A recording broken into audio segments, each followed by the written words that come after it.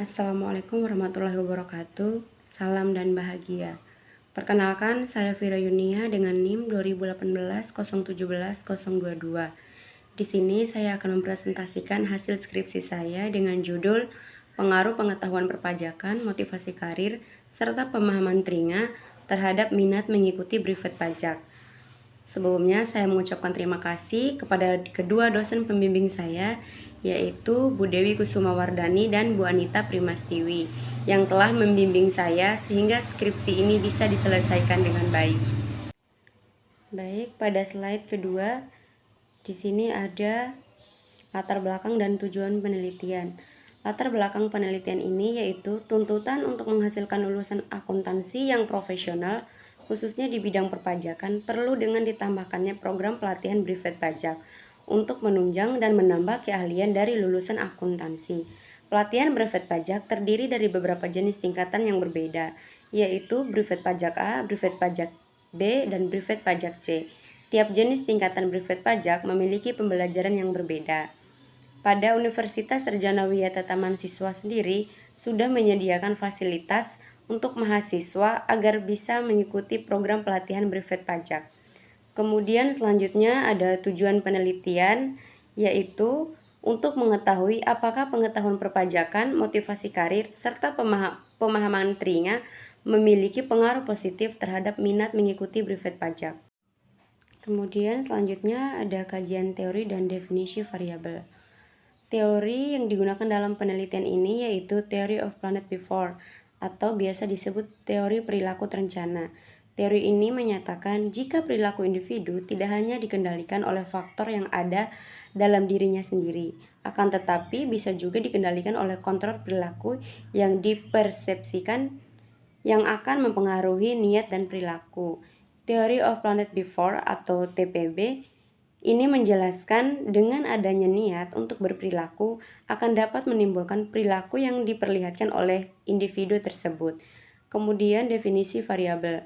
Privat pajak. Privat pajak merupakan program pelatihan keahlian di bidang pajak atau merupakan sebuah tempat kursus dengan atau tanpa diterapkannya pengaplikasian terhadap software pajak. Kemudian pengetahuan perpajakan. Pengetahuan perpajakan adalah ilmu yang dimiliki oleh wajib pajak tentang segala yang harus dilakukan dan apa yang tidak boleh dilakukan. Kemudian motivasi karir. Motivasi karir ialah dorongan yang muncul dari pribadi seseorang sebagai kesempatan memperoleh keseimbangan dalam mengembangkan karir, yakni melalui penugasan serta promosi dalam menentukan dan kenaikan gaji secara berkala. Kemudian pemahaman telinga. Telinga merupakan kepanjangan dari ngerti, ngerasa, dan ngelakoni, di mana ngerti berarti mengerti, ngerasa berarti merasakan, dan ngelakoni adalah melakukan. Kemudian selanjutnya metode penelitian. Jenis penelitian yang dilakukan ini merupakan penelitian kuantitatif, yaitu dengan menggunakan data primer dalam bentuk kuesioner. Populasinya yaitu seluruh mahasiswa Universitas Sarjana Wiyata Taman Siswa Yogyakarta. Kemudian sampel pada penelitian ini yaitu mahasiswa Universitas Sarjana Wiyata Taman Siswa Yogyakarta tahun angkatan 2019 dan 2020 karena telah menempuh mata kuliah ketaman siswaan. Kemudian teknik pengumpulan data yang digunakan dalam penelitian ini yaitu snowball sampling, di mana kuesioner dalam bentuk angket Google Form diberikan dan diserahkan kepada mahasiswa untuk disebarkan lagi kepada mahasiswa lain yang menjadi responden untuk memperoleh data yang lebih banyak. Kemudian teknik analisis data menggunakan SPSS 20 yaitu uji kualitas data, uji asumsi klasik, dan uji hipotesis. Kemudian selanjutnya ada uji kualitas data, ada uji validitas dan reliabilitas. Pada uji validitas, hasil kuesioner akan dikatakan valid apabila nilai signifikansi dari masing-masing variabel menunjukkan hasil lebih kecil dari 0,05. Pada tabel ini, masing-masing variabel dikatakan valid karena nilai Pearson correlation lebih besar dari R tabel dan nilai signifikansinya lebih kecil dari nilai alfa 0,05. Kemudian uji reliabilitas.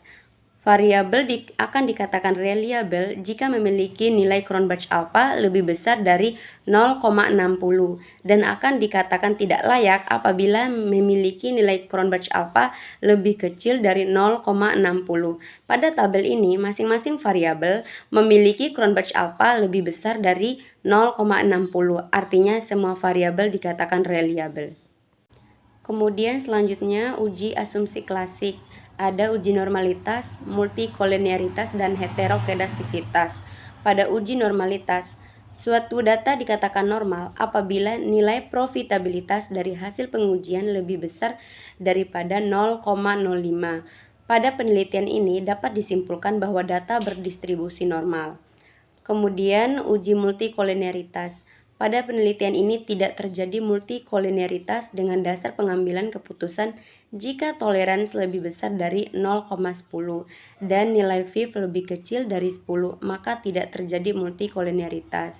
Kemudian pada uji heterokedastisitas dapat dilihat bahwa hasil uji heterokedastisitas dengan uji Glaser dari masing-masing variabel memiliki nilai signifikansi lebih besar dari 0,05 yang artinya variabel dalam penelitian ini lolos dari masalah heterokedastisitas.